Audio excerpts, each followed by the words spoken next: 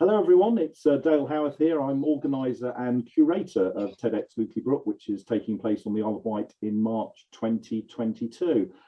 Really fortunate to have an amazing person with us today, Gina London, someone that I've been fortunate to see at certainly more than one event. We spoke together at Inner Wave in Bulgaria back in 2019.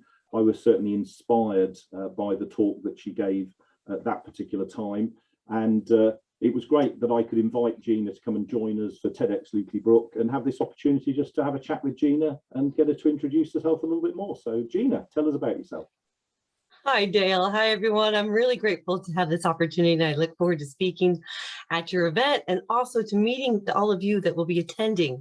My background is, you can hear my accent, I'm American, but I have had the opportunity of, at this point, I think, working in almost 42 different countries. I've lived in 6 different countries, and with that, I've worked with government officials, with politicians, with celebrities, with business professionals, but they're all real people with real stories. And that's my hope, is what I did when I started my company, Language of Leadership, is to help people learn how to tell their stories better.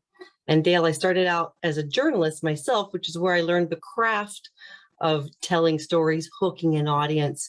First, it was in print and newspapers, and then I worked in television as a network anchor and reporter for CNN for almost 10 years. But I'm from a really small town in the Midwest of the United States called Indiana. The name of the town itself is Farmland, which is not the descriptor. It's actually the name. If you Google it, you'll find out that Farmland, Indiana has a population of about 1,230 people. And the biggest building when I was there, and still is, the grain elevator. And the reason I share that is it's almost the genesis of my approach to communications, because when I was a little girl, about 10 years old, it was brought to my attention by a very mean friend of my mother's that I had a real country accent. And she would tease me in front of my mom and say, you know, that little girl you adopted, that little country girl is so cute.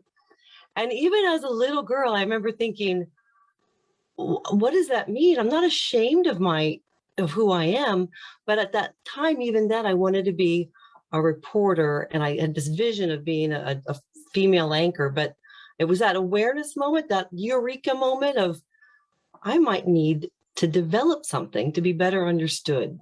And that really started me on a journey where I continue today.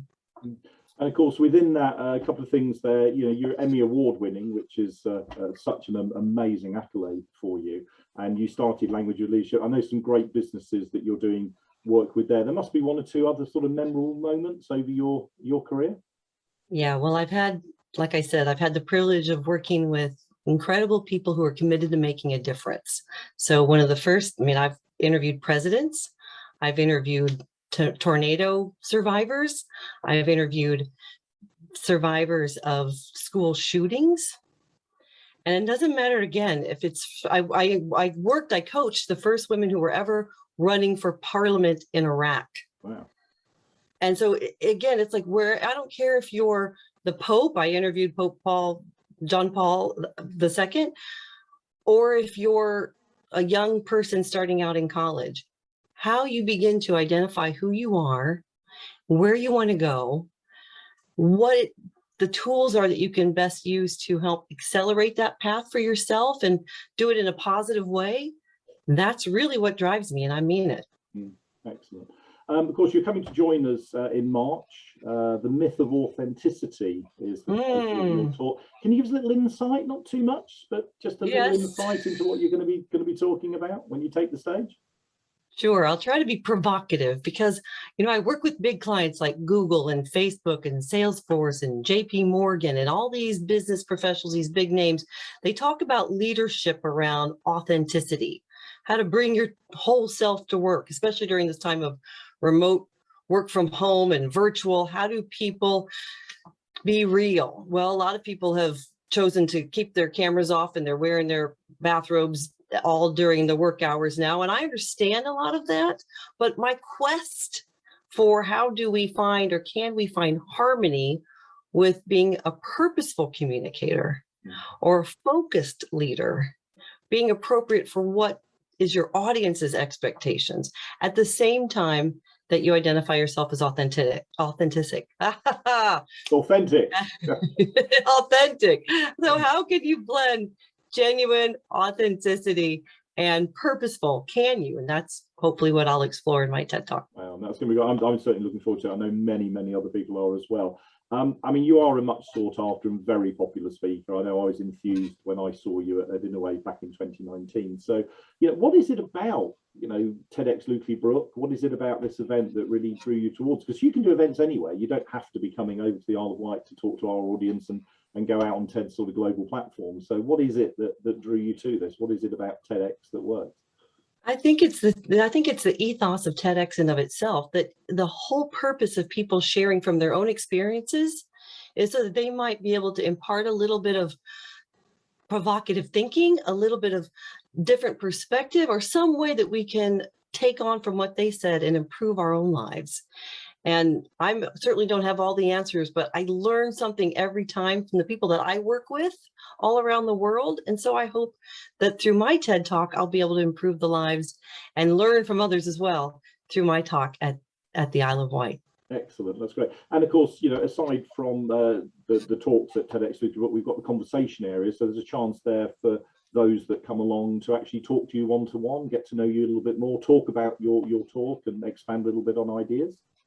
I'd be happy to. In fact, one of the things I'm really proud of is that when I was working for UNICEF for a period, I moderated their International Council, which is the collection of all their highest income donators, the personal donators who could form their own charities, but they choose to donate to UNICEF.